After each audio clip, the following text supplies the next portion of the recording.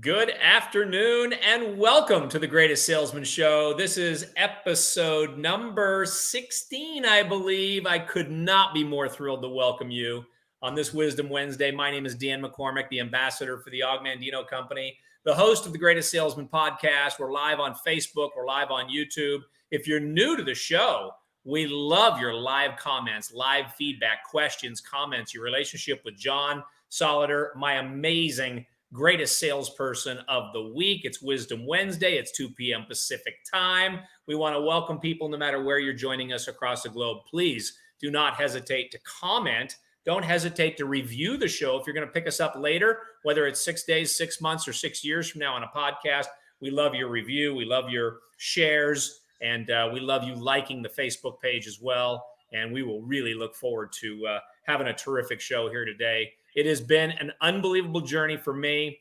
If you're new to the Og Mandino culture, Og is the author of several books selling millions and tens of millions of copies. The one that was first put in my hand, The Greatest Salesman in the World, Og really demonstrated a philosophy for living. He had a unique way of writing. He had an unbelievable ability to communicate in a way that few people have ever been able to write in this kind of this sacred parable form that just is so relatable to you no matter where you're at in your journey. And it's great to have Ron here. Ron is so very good. He's the man that wrote the foreword to the Millionaire Training book that is brand new. And he gives us the history of the industry unlike anybody ever before. Colleen, it's great to have you. Carrie, it's obviously great to have you from Chicago. But before we get started here, what I love to do is welcome in John Solleder. John, good day, and how are you down in Texas today? Boy, Dan, I'm just great, and I'm just so honored to always be with you, my friend, and with your great listeners, and just can't wait to do this with you. I've been looking forward to it all week. Well, we got some friends that are listening. We got the great Jeff Weisberg. We got so many people that are going to be watching the show today. But, you know, this is a chance for me to ask my opening question that I love for our listeners each and every week from a value proposition. John, when you look at your life, you're the greatest salesman in the world today. You're in that hot seat. What are 3 things that have shaped your life and or each and every day for you? You know, I think the first thing would be, preparation. I prepare for every day the day before. I don't like to leave details till the next day. So something I learned from Tom Hopkins 38 years ago was to write down each and everything I need to do the next day, the night before. Therefore, that next day, whether it's 5 things, 6 things that are really important. And I prioritize those things, by the way. Okay. Like, for example, in my business, talking to a prospect, somebody who can buy my product or join my business, perhaps, that's the top priority. Okay. If I have to move around my gym time, because I have to meet somebody at what normally might be gym time, the top priority is the top priority, and that is getting business, number 1, okay, in my business life. Number 2, of course, is my self-development time. And that's normally, in my case, early morning. I'm an early riser, Dan. If you call me at 5:30 in the morning, you're generally going to find me up and ready to go and ready to attack the day. I do believe in carpe diem, seize the day. Been like that my whole life. Sometimes drive my wife nuts because, she has to get up too, or she has to hear me. But nonetheless, really get after the day bright and early. And I think the third thing is, once again, is to eliminate a lot of the unnecessary things in a day. Okay. I ask myself, what is this really necessary? Whatever it might be that either somebody else perhaps can do for me. For example, many years ago, I started to have somebody cut my lawn. Not because I couldn't cut my lawn, but if I make X amount of dollars per hour in my business, right? Let's just say $100 per hour when I'm working, okay, and or whatever the number is. If that's greater than what I can pay someone else to do something, perhaps cut the lawn, clean the pool, clean out the gutters, whatever it happens to be, whether it's a domestic detail like that or it's a business detail, if I can pay somebody else less than I make per hour, I have to do the things that only I can do in my business in the hours that I'm given each day versus, being able to pay somebody else to do something perhaps either I don't want to do or that I shouldn't be wasting my time doing. I have to do the things that only I can do in my business. And that's a really tough priority for most business people, especially when you're self-employed, is to prioritize only what you can do in a day, and you do that and let those other things be done by people that you can pay to do them for less money than you make on an hourly or daily basis. Love it. Love it. Okay. Preparation. Oh my goodness. Since I started researching Laird Hamilton's life and how he starts every morning, and Charlie Rose asked that incredible question in that interview with him about, how do you get ready for the biggest waves? And he just said preparation. You're going to get 10, 15 days a year to ride the biggest waves ever. And he's just dedicated. So I write that down every Monday morning in my journal. Being dedicated to preparation. Man, do I love that. Self-development, eliminating the unnecessary things. That was a great share. So every week I get a chance to hear from the greatest salespeople in the world that give us those three things. And we've got people jumping in from north of the border, south of the border, and we want to welcome everybody to the Greatest Salesman Show. My name is Dan McCormick. If you're new, he's John Solleder. John, I know that self-development is so personal and so deep, especially when you go through a journey like network marketers and direct sellers and salespeople, just in general, go through. Do you remember the first time somebody put that book in your hand? You can think back to when you read The Greatest Salesman in the World. Dan, first time that I read it, I was on a journey that started when I was 17. Okay. And the very first book I ever read was by Dr. Norman Vincent Peale, The Power of Positive Thinking. And I actually was in a hospital bed at the time, recovering from double back surgery. And short time after that, I heard about As a Man Thinketh. And then all of a sudden, after I read those two books, it started to get my mind open to the fact that there were things that I could learn from other people. And the third book I ever read on self-development was right here on my desk. Lots of notes, lots of earmarks, folks. You can see it's been read a few times. And it was the third book I ever read. And, there's such a basis to this book. Okay. There's such a moral basis to this book that emphasizes that the profession of selling, that we're doing a great thing for people. We're not taking people's money and not returning value for the money that they give us. Okay. And that was one point of the book. Another point of the book was when you work, and when you play. Yeah. I mean, just think about that. And that's hard when you're self-employed, because especially now, right? Because we're all home. Okay. And in my business, Dan, I can be on the phone 20 hours a day and on the computer 20 hours a day, not get anything else done in my life. Right. So you've got to prioritize. Work is work, play is play. And that's another thing that it brings out. And of course, the greatest story in there, of course, is, where the robe ended up. Okay. And you never know where your thing is going to go. And, it gives me a parallel to why we're in business for ourselves, but not by ourselves. And here's what I mean by that, Dan. The business that I'm in currently, the product that I sell, many hands touch it before it ever gets on my doorstep for me to consume as both a user and a seller of the product. There's farmers, for example, involved in the process in my particular product. There's truckers involved. There's expediters for those trucking companies and farms. There's people in the manufacturing facility that actually take the product and turn it into the finished good. There's the corrugated box guy that we never even think of. If somebody makes those boxes and our stuff comes in, right? And to me, one of the great values in my career is that the better I am at what I do, the more jobs I create along the food chain of distribution. So somebody says, well, somebody wants to be in business because you want to get rich. No, you want to be in business because you want to help other people. And the best way you can help other people is to succeed. Yeah. And it's succeed at a ridiculously high level. Okay. And if you do that, think about the countless other lives that you create, the tax base that you create, for example, in the communities where people work that build your product for you and sustain your product for you and support your product for you, not to mention the home office staffs and everything else. So I don't care whether you're in the kind of business that I'm in or if you're in real estate, or you're in insurance, or you sell automobiles, whatever it is, the better you are at it, the more people you're going to bless by your talent. And to me, that was the greatest give back that I could have, is to get really good at what I did to help a lot of other people along the way to build that, that little league field or that community hospital or whatever in their community. The better I am, the more jobs I can create, the more people I can help.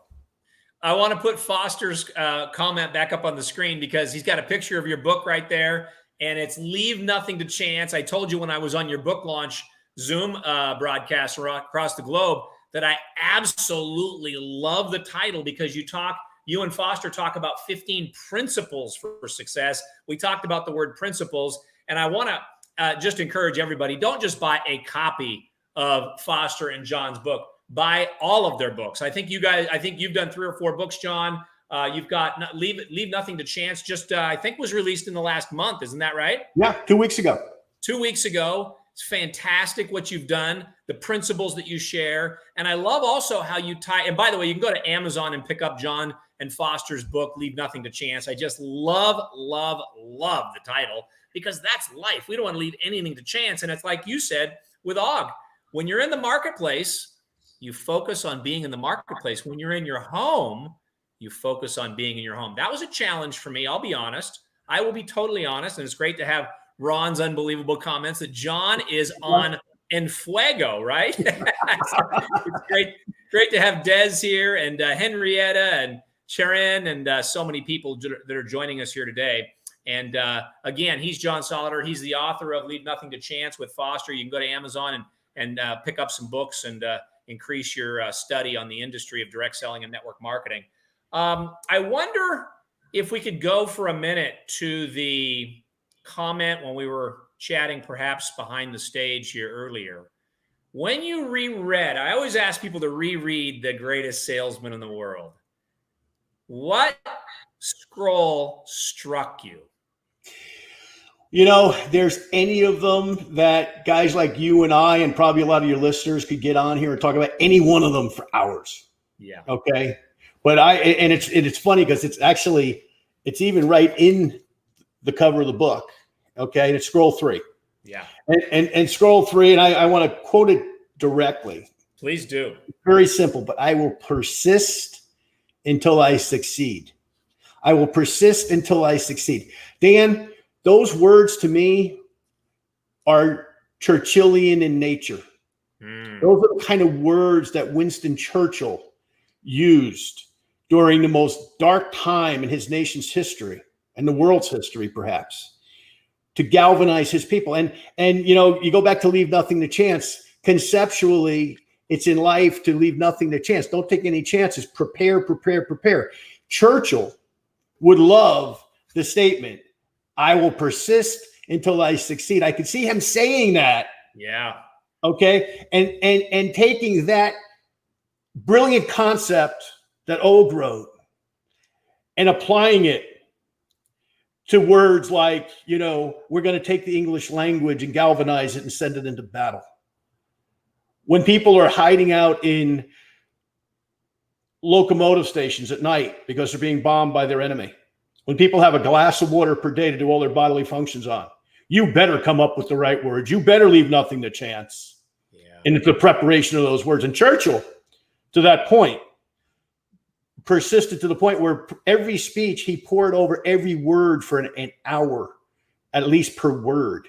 That's leaving nothing to chance. And, the results are what they are. And he's who he certainly is in the world history. And he's one of many examples. We could use a lot of other ones, Dan. But at the end of the day, when I go back to scroll 3, my life, my little life, salesman, dad, husband, etc.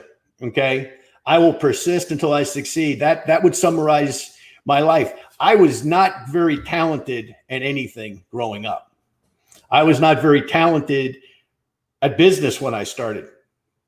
But I studied and I studied and I studied not only my mentors, but other people in my industry, people in other industries. And, I'll make a plug for reading here, folks. Readers are leaders, leaders are readers. Okay. I read until I was blind. I got these thick glasses, today because of how much I still read every single day.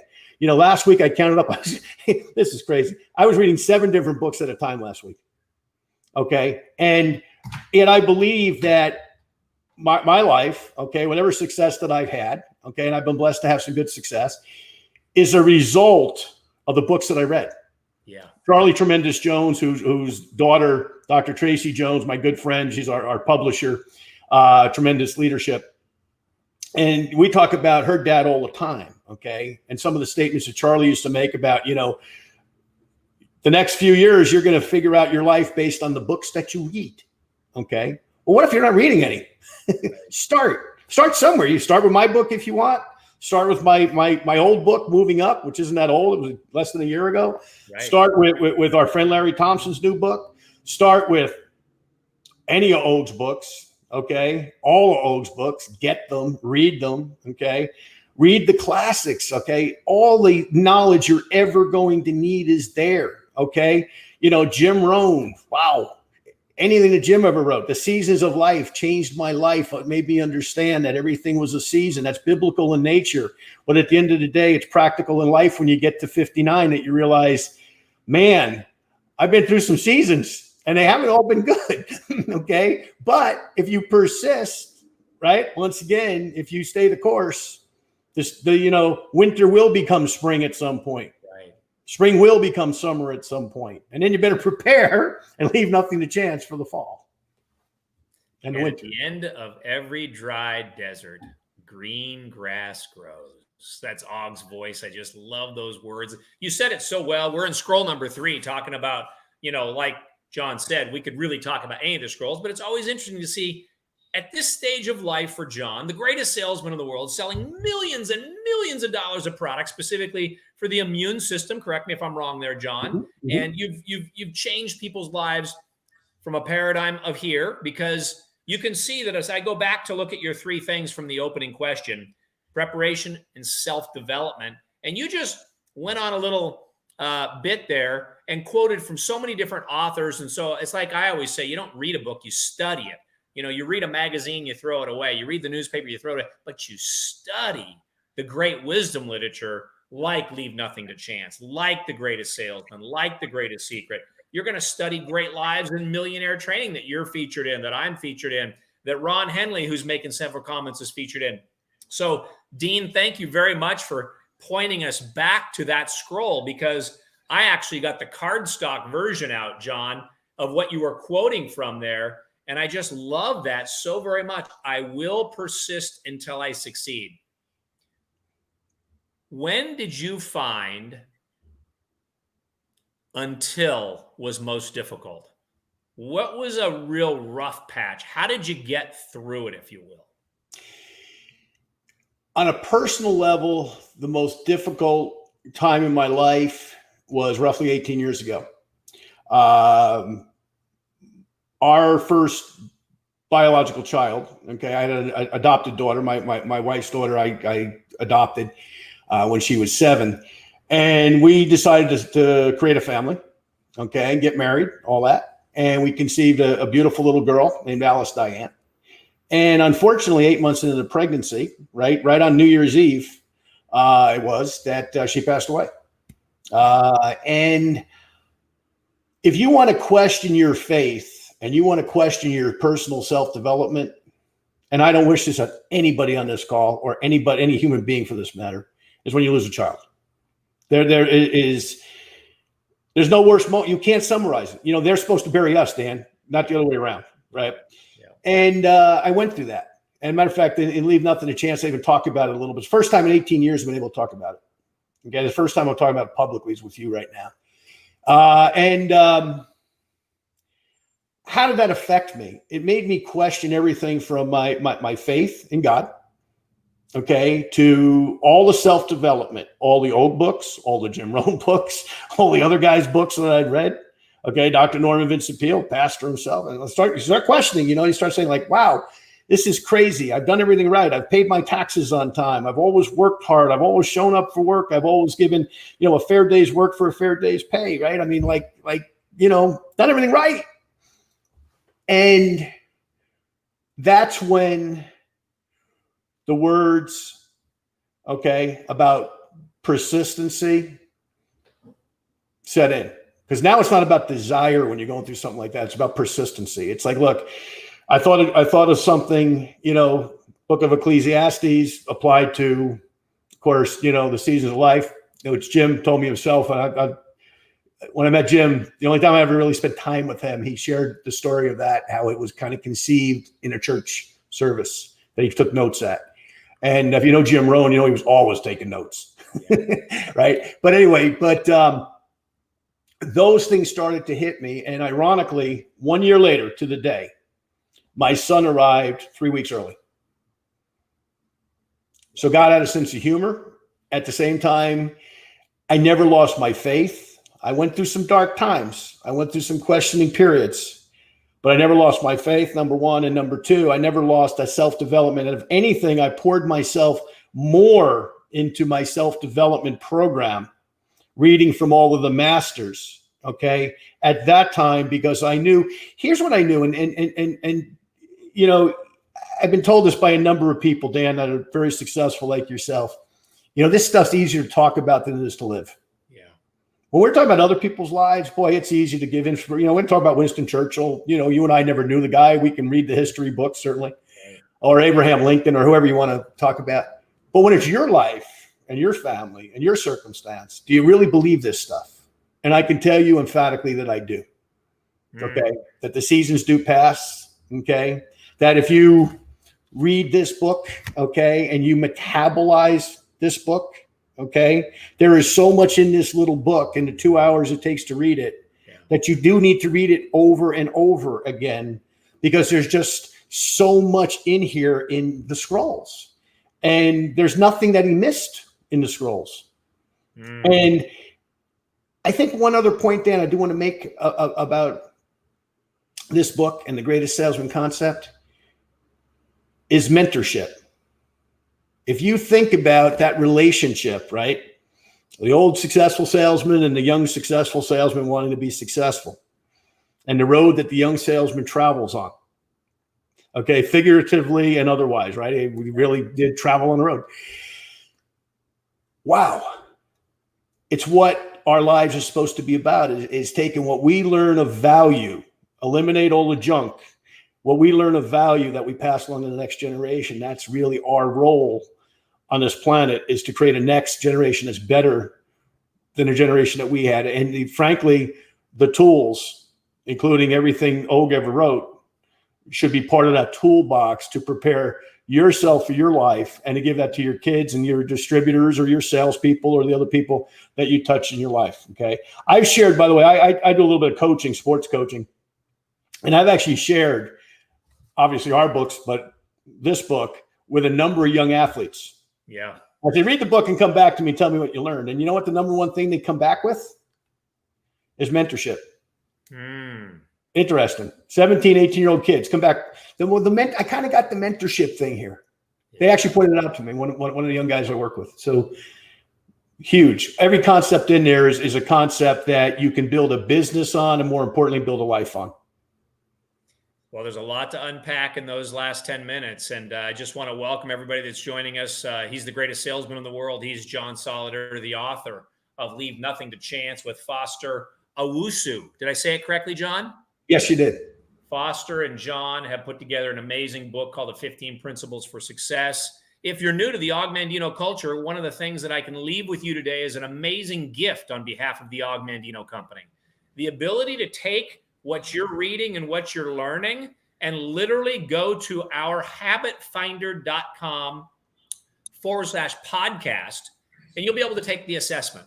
And literally, it's a science of mathematics that measures your thoughts, not what you're thinking, but how you're thinking. You'll see your results instantaneously. The value's over $100. You're going to get it for free on behalf of the Og Mandino Company today. You can go to habitfinder.com/podcast and take that. And if you truly listen to the words and you see how aligned John is with being the student, I mean, first he was the student. Foster says, I got his name right.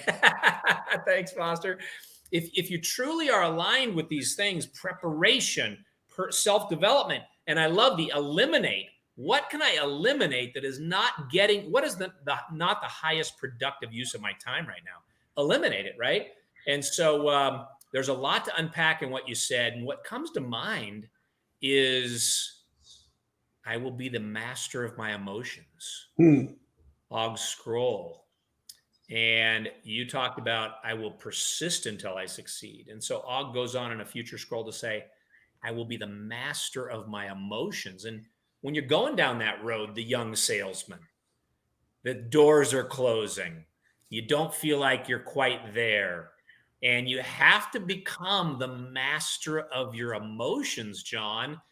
Every time I've ever spoke to you, and I've spoken to you on some days that probably weren't your best days, but every time I've ever spoken to you over the years, you've been an optimist. Somehow you've mastered your emotions.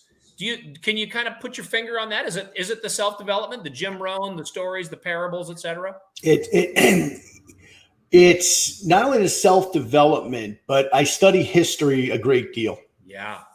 And by nature, sports has been a very important part of my life, not only doing it, but coaching it, being around it, following it to some degree. I follow it less now than I did in prior years, okay, because it's a distraction. But I look at the great coaches, and Tom Landry comes to mind. Yeah. Tom Landry could be winning the Super Bowl by 4 touchdowns, or he could be losing, winning or losing. You did not know which it was, because he never got, he never went past, oh my God, I'm so excited, or, oh, this is terrible. It was kind of like, okay, what do I do to improve, in his case, my team, my product, right? And, whether it was Landry, and there's certainly been others out there, but you get the idea. Joe Torre, when he was, manager of the Yankees, for example, same thing. He'd sit there with his legs crossed and, winning a World Series and very, very casual, and he could be losing. And either way, the wheels were turning, right? Once again, how to improve his product. Well, why would Coach Landry or Joe Torre be any different than Dan or John in our business? Okay. So I never get overly excited about anything. And I also don't let myself really get depressed about anything, because I figure if I keep everything kind of in the middle, what I'm always asking myself is, how do I improve everything? Everything from what I say, what I do, how I conduct myself with people, how people that I work with every single day, how can they improve themselves? How can our company improve itself? How can our branding improve itself? So on the one hand, you might say I'm never satisfied. On the other hand, you have to look for improvement. One of the things, you go back to leave nothing to chance again. Okay. One of the other guys who's a master preparer, Tom Brady. Yeah. You want to look at the sports world, 6 Super Bowl rings. I think he's been in nine Super Bowls, but he's won 6. You look at Brady, and I imagine Michael Jordan and LeBron James probably similar, but let's look at Brady, because I've read articles about his preparedness the night before, from his socks to his eye black, to every single thing that he needs to personally, I guess, put on. I know the equipment manager takes care of a lot, obviously, but at the end of the day, he's not going to get there and all of a sudden he doesn't have eye black if the stadium lights are too bright, right? For example, he makes sure, how do you win in anything? You prepare. You can't do it by the seat of your pants. You can't go to a presentation as a salesperson, whether you're in network marketing or you're in traditional type of selling. You can't go, for example, without all the right information, because you don't know what your potential customer is going to ask you that day. So be prepared, right? Go back to when you were a kid, you were told, be prepared, be prepared, be prepared. Preparedness is very, very important to present the proper message to the proper person at the proper time. You need to be prepared. Okay. When I think, Dan, over my career now, which is 37 years in one specific industry, and I've been at the top of four companies, almost a fifth one over the course of time. Okay. I've always been in the top rank, whatever the top rank is, called in these different companies, and some of them are crazy names, but I've always been at that rank. And somebody said, how did you do that? I said, because I was always prepared, because I don't know the day or time I'm going to talk to a Dan McCormick, right? Or the next Dan McCormick, or the next Jeff Weisberg's on here, or Ron Henley, or Foster Owusu. I don't know the day or time. What if I meet them by accident at the gym and I don't even have a product brochure in my car, right? You follow what I'm saying? So it's just to be prepared to go out and do business at all times, because you never know when business is going to happen. And once again, whether you're in our industry of direct selling, or you sell something else for a living, or frankly, maybe you're not even in sales for a living, maybe you're in management. Once again, that preparedness meets opportunity, but you got to be prepared when that opportunity presents itself. And so I'm interested in how you got onto this, because I think this is our listeners are loving this. This is really good and I'm guessing Tom Hopkins is where you referenced that, if I recall, How to Sell Anything to Anyone, if I recall the book title. I remember buying the book when I was 19 years old. And that is such an amazing thing that he got you prepared the night before. See, I wake up at 5:20 in the morning and I think, prepare for the day. You're starting the night before, which is a terrific principle. Well, there's a reason for that too, Dan. And that's the way that the mind locks in on information. Now I know the next day my steps. You know what I mean? Like what matters most, what matters least. And there's normally, I try to keep it to 6. Okay.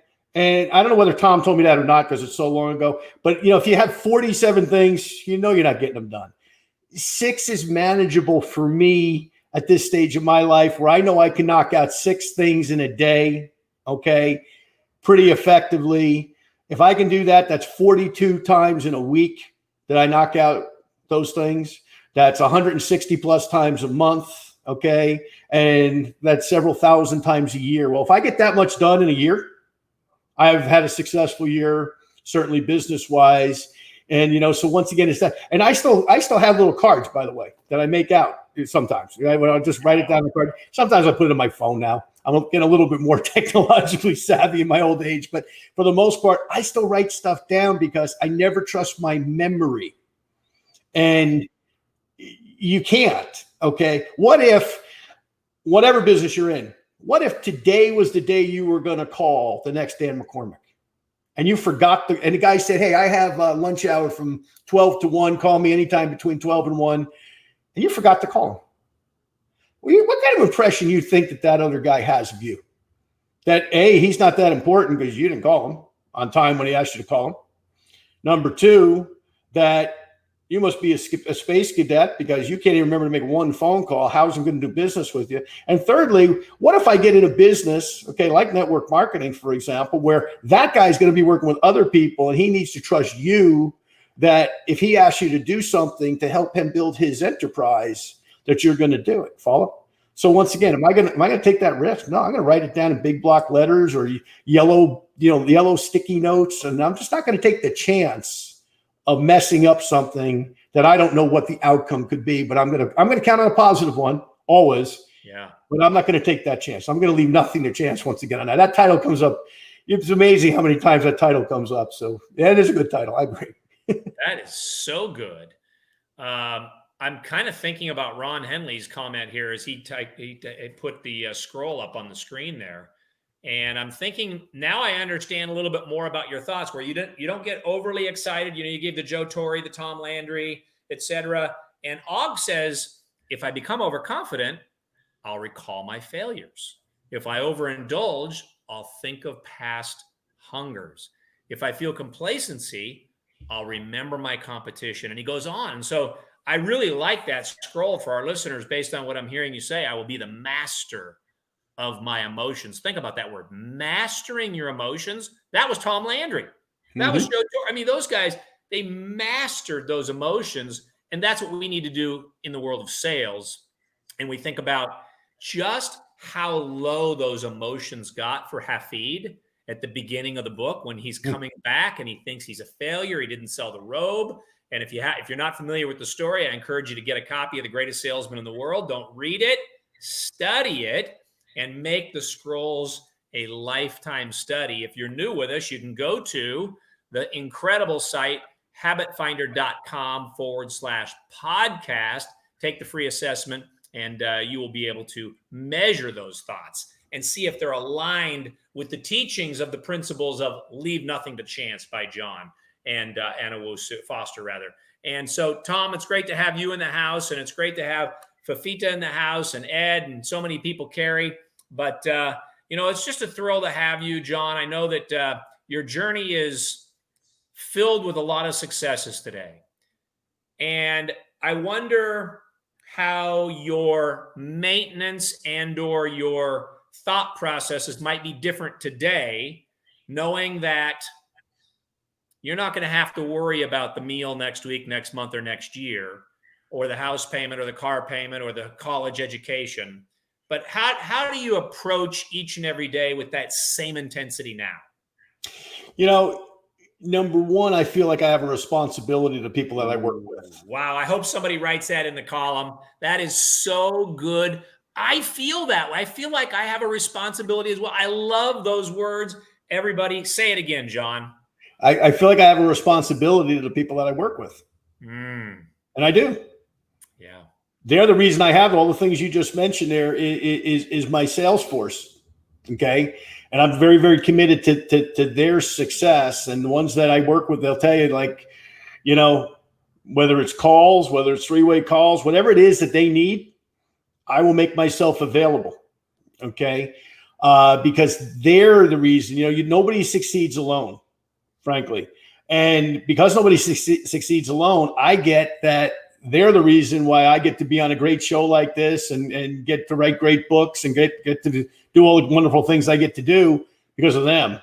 Okay. And all I'm there to do is to aid them. I think that's number one. Number two, I feel like, you know, Dan, my dad was a union electrician. Okay. Went to work every day with his tool belt. Okay. And some of my family on that side, on my father's side, were in the labor movement. They actually have organized labor unions, both electrical and painters unions back in New Jersey, where I'm originally from. And I've always had a commitment to what I consider would be working people. Okay. And my distributors and myself, I see us as working people. You know, Charlie Regis used to call me a lunch pail distributor. Did you take your lunch pail to work early in the morning and you ate your lunch on the job? And that's when I actually worked, you know, with him and for him at one time. But Charlie used to refer to me as that. Okay. And because that was my mentality was, look, this is no different than if I was going and working in construction and I was building something. Okay. It's going to be a fair day's work for a fair day's pay. But in return, the people that I work with, I owe them something, okay, of myself.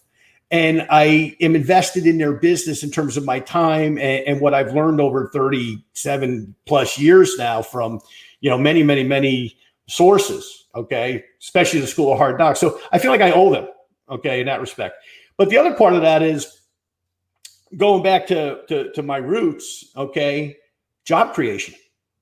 Once again, when I talked about earlier, from, you know, in our case, from the farm to the finished product to the end consumer using my product, okay, we create jobs. And we're creating jobs now, in our case, in 10 countries. Wow. Okay. And I'm proud of that. Every time another box of my product gets sold, somebody else gets fed, right? And it might be an invisible person along the food chain that I'm never going to know and they're never going to know me, but I feel like somehow I aided them to a little bit better life. Okay. And that is a serious responsibility. It's a serious responsibility. And it's funny, Dan, because like yourself, I meet so many people and I meet really successful people in some cases. I mean, really successful. And they all have that same attitude. How can I help you? Okay. I've worked with 2 billionaires in my life. And both of them were guys that got up at 5 o'clock in the morning and started texting me and calling me and working. And you're like, well, the guy's a billionaire. He can go to the beach. I work with one now in you know, what I do for a living. Okay. One of our original investors who now kind of works with the company on some things in terms of research comes from an incredibly successful family in Canada. One of the most successful families in Canada, frankly. You all know the name. I won't use it here. I don't know if he wants me to use this name or not, but you know, this guy's up at 4:30, 5 o'clock in the morning. If I text him, he texts me back. Use his name if you want. Well, John Molson.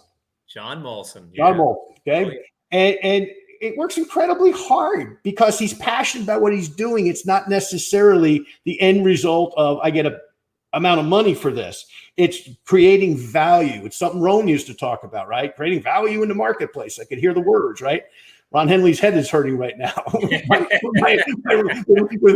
my interpretation of Jim. But, you know, let's talk about Jim for 1 second because there's a piece of information on that. I met Jim several times. But one time here in Dallas, okay, guy who used to work from Ron Reynolds and I worked together. with another gentleman named Charlie Regis. And Ron said, hey, Jim's in town.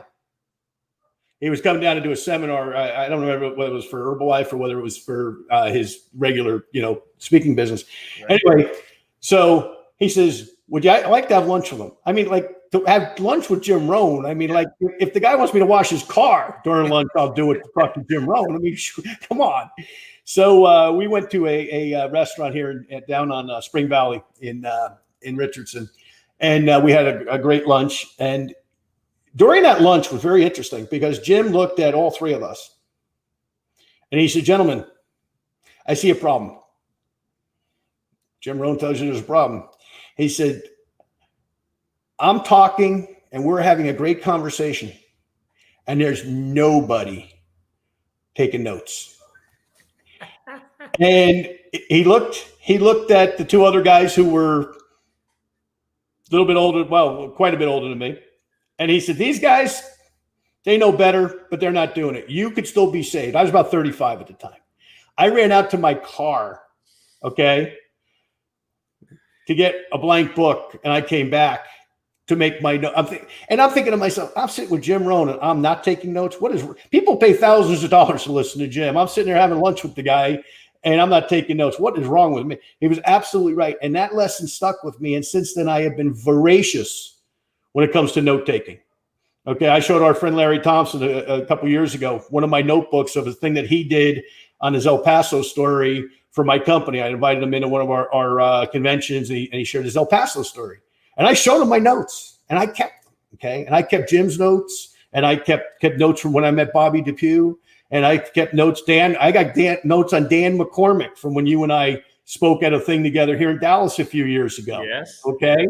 I've got my Dan McCormick notes, and I still take Dan McCormick notes when I listen to your calls sometimes on Saturdays. Okay. Right. So, once again, there's so many great people that have been successful that are willing to share a little bit of not only their story, but how they got where they wanted to be, which is where most of us want to be, which is a better place perhaps than we are in today. Yeah.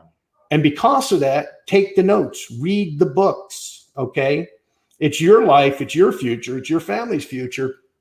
And not only economically, but more importantly, with where you're going to go down the road in terms of what you know and how you think. Passion. You mentioned the word passion. We've got the word responsible, feeling this responsibility. It's just kind of like a life commitment you make to just try to help other people be better. And I really love the angle you come from. But not only did we get challenged by Jim to take notes, but when the doors opened to the auditorium, there was a race to the front row. I mean, you did not want to not be there without your notes, but you wanted to be in the front row taking notes. Exactly. Oh my goodness. This has been so much fun. Well, there's been so many phenomenal nuggets that you've left with people here today. I generally ask often people in closing, you got some listeners today that maybe haven't got to the greatest salesman status yet. And I wonder what encouragement you give them in closing as they're wanting some of those things now. Mm-hmm. First of all, another guy who I've got great respect for, Dan, who you're certainly aware of, I'm sure too, is Dr. Jim Collins. And Jim wrote a lot of books, but when I think of Built to Last, if we started with Built to Last as a philosophy of our career, and then we applied the 10 scrolls, for example, okay, and if you just took scroll 3, which is really saying, hey, I'm going to figure it out. Whatever it takes to figure out whatever it is that I need to figure out in my career, and more importantly in my life, because our career is just part of our life, right? We got our life and then we got our career, right? Macro and micro. And I'm going to figure it out, no matter what the circumstances, no matter what life throws at me. It's to figure it out, to persist, Okay. Once again, take the magical words. I will persist until I succeed. I will persist until I succeed. I will persist until I climb the mountain. I will persist until I sponsor a new distributor. I will persist until I'm this rank in my company. I'll persist until I'm the top salesman this month in my car dealership, my insurance agency, my whatever. I will persist until I write the sermon that moves the mountain, that helps the people the most. I will persist. I will persist. I will persist. I will not give up. Okay. That's a philosophy that if you embrace it early on, not only will you have a built to last business, whatever it happens to be, okay, but you will have a life that if circumstances do not go right, okay, the economy goes the wrong way, your life goes the wrong way, your child dies in infancy, God forbid, you go bankrupt because any of the million different things that happen to people, okay? But you'll have the tools to rebuild, okay? You'll have the tools to come back stronger than ever, okay? And those are the tools that you can only get by reading, and then applying. Because here's the one caution of reading, Dan. If you read so much and you never apply the information, okay, it would be like, one of my hobbies, obviously, I do bench press competitions. I did one last Saturday morning, right? Some of you see me on Facebook. I'm still benching over 400 at 59 years old. And I know Jeff Weisberg's on here. He thinks I'm insane, and I probably am. But I can tell you, I can watch the greatest bench pressers in the world, okay? It doesn't make me a great bench presser. If you golf and you watch Tiger Woods, I don't know if Tiger's still even any good. I don't follow the sport that closely, but let's say Tiger's still he was really good at one time. If you watch Tiger address a ball, which he's been doing since he's, I believe, 3 when he was on the Mike Douglas show, I think it was. I think you're right. His dad. Yeah, Tiger's pretty good at hitting that ball. It's going to go pretty far and pretty close to the hole, I would think, most of the time, 9 out of 10 times. You can watch that, but until you go into that golf range and you do that, or you get under that weight, or whatever that weight happens to be metaphorically in your life, okay? Whether it's I'm afraid to talk to people, I'm afraid to talk to enough people, whatever it happens to be, whatever scares you to death, you can only achieve it by doing it, okay? I go back to a sports metaphor, okay? Sometimes you got to get your nose bloodied. Okay. Sometimes you just got to face the reality that you got to get hit and get knocked down so you can get up again. Okay. And all those tools, everything we're talking about, from the Og Mandino works to Leave Nothing to Chance, to Built to Last, to Jim Rohn, to Larry's Millionaire Training Book, whatever it is. And the composite is great because it's all great, by the way. Read it all, lived it all. By doing that and by filling your mind, okay, like Ben Franklin said, okay, if you fill your mind will fill your purse, not the other way around. You have to invest in reading, and then applying some of the information that you get from all of these great authors and writers of what they did, and say, let me apply that to my little business, whatever it happens to be. And maybe it works, maybe it doesn't. And then maybe you have to tweak it. Okay. And you have to change it a little bit here and there because it doesn't work exactly the way that you read it or interpreted it. But for your business, maybe it's a little bit different because whatever. You'll figure that. That's the figuring out part as an entrepreneur. You'll figure that out, but you can only figure it out by doing it. Wow, have we been well fed today? He's John Solleder, the greatest salesman in the world. I'm going to leave us with this. Scroll number 9 says, I will act now. I hope our listeners today will act now. Go out and buy a copy or many copies and study Leave Nothing to Chance, 15 Principles for Success by Foster Owusu and John Solleder, who's my guest here today. If you're joining us and you're new to The Greatest Salesman, we know we're here every Wednesday at 2 o'clock. We're live on Facebook and YouTube. You can also follow our podcast. You can go to our website, thegreatestsalesman.com, thegreatestsalesman.com, and I hope you'll take the assessment, habitfinder.com/podcast. John, thank you. It's been rich. It's been full. There's Foster giving us the thumbs up. And look forward to sharing more time with you in the future. And your wisdom and pearls have been just so rich today. And I just thank you. Well, and Dan, as well, thank you for what you're doing for people to help them to grow, especially at this crazy time in civilization's history when you got to fill the mind with the right thoughts and the right information. And I know the Mandino folks do that certainly, and all the people that you work with. So you're a blessing to thousands of people, and just keep doing what you're doing, buddy. I appreciate it. You're terrific. As Og Mandino would say, have the greatest day of your life, and bye for now.